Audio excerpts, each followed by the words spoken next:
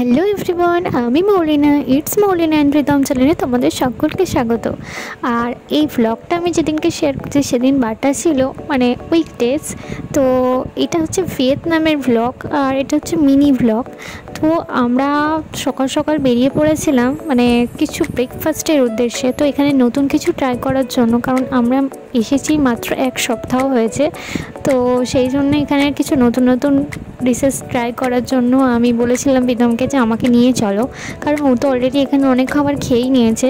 তো ও জানে কোন জিনিসটা খেলে ভালো। তো আমরা চলে গিয়েছিলাম, মানে আমরা যে জায়গাটায় থাকি সেখান থেকে একটু দূরে। তো রেসিপিটা ট্রাই করতে প্রথম ডিশ, এই ডিশটার নাম হচ্ছে বুনকা। এটা অ্যাকচুয়ালি মাছ দিয়ে তৈরি, খুব সুন্দর খেতে, ঝাল এবং মানে চাইলে এটাতে লেবু এবং মশলা দিয়েও খাওয়া যায়, বাট খুব সুন্দর খেতে। তো খেয়ে দিয়ে আমরা বাড়ি চলে যাচ্ছিলাম। Tata, bye bye.